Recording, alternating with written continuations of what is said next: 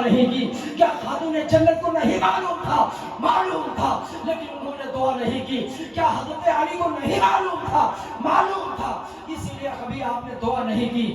جس نے بھی دعا کی وہ یہ کہا کہ مولا ظلم کے سامنے، مولا باغیوں کے سامنے، مولا غداروں کے سامنے حسین ابن علی کا قدم ثابت قدمی سے رکھنا، صبر کی توفیق دینا، قدم میں استقلال دینا، استقامت دینا، اور ان کے جو ہے ان کے پیشانی پر شکن تک نہ آئے. اے مولا حسین کو مضبوط بنا دینا. تو گویا بارگاہ رسالت صلی اللہ علیہ وسلم سے پروردہ حسین ابن علی تھے. اب قافلہ ادھر چکا ہے. امام علی مقام علی جدہ السلام پہلی محرم الحرام شریف کو میدان نینوا میں آپ اور آپ کا چھوٹا موٹا قافلہ اور آپ کے ساتھیوں نے قدم رکھا. پہلی محرم الحرام شریف سے لے کر 7 محرم الحرام شریف تک کا پانی جو کچھ آپ کو میسر ہوا آپ کھاتے پیتے رہے. 7 محرم الحرام شریف آتے آتے 6 محرم شریف کے رات ہی سے آپ کے خیمے کا پانی ختم ہو گیا، ایک بھی قطرہ نہ بچا. 7 محرم الحرام شریف کو حجاز امر کے ذریعے سے 500 کا دستہ دے کر نہر فرات پر پہرا لگا دیا گیا جو سامنے چمک رہا تھا. اب پتا چلا حضرت سیدنا امام حسین رضی اللہ تعالیٰ عنہ نے فرمایا واقعی یہ تو نہر فرات سامنے ہے، لیکن یہاں دستہ کیوں بچھا دیا گیا ہے؟ جب پانی لینے کے لیے حضرت عباس اور دیگر سارے مجاہدین جاتے ہیں، ان لوگوں کو بڑی مشقت کا سامنا کرنا پڑتا ہے.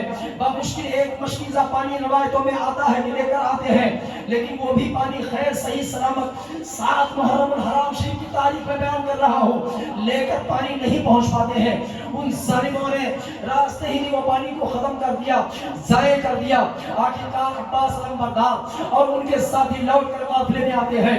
حسین ابن علی کو سارا واقعہ بتاتے ہیں. امام علی مقام رضی اللہ تعالیٰ عنہ نے فرمایا آئے بھائی عباس، اب ہمیں یہ لگتا ہے کہ اللہ تعالیٰ کو یہی منظور ہے جس طریقے سے ہمارے ساتھ سازشیں کی گئی ہے، ہمیں خطوط دے کر بلائے گئے ہیں، اس جنگی میدان میں ہمارے خاندان کو روکا گیا ہے اور آج ہمارے اوپر پانی بند کیا گیا ہے.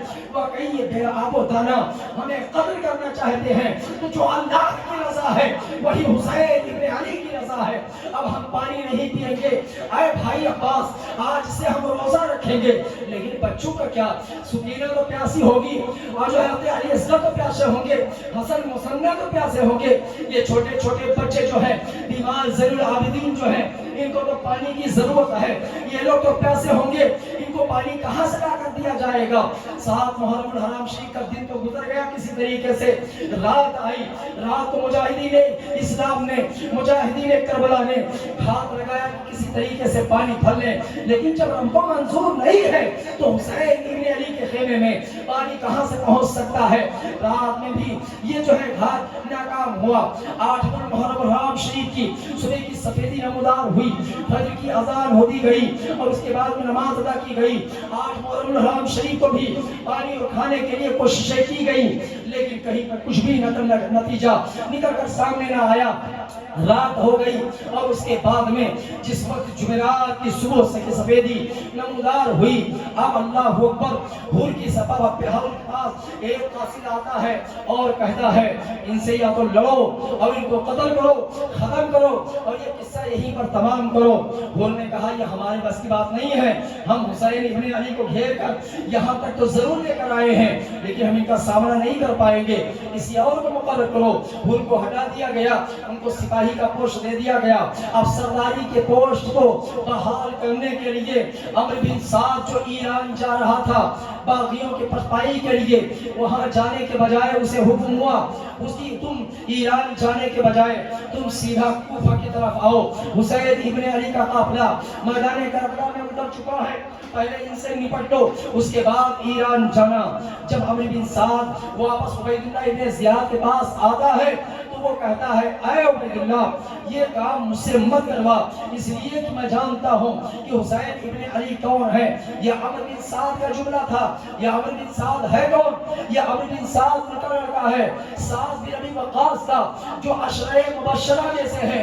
جنہیں اللہ کے رسول صلی اللہ علیہ وسلم نے دنیا ہی میں جنتی ہونے کی بشارت دے دی ہے، یہ ان کا لڑکا ہے۔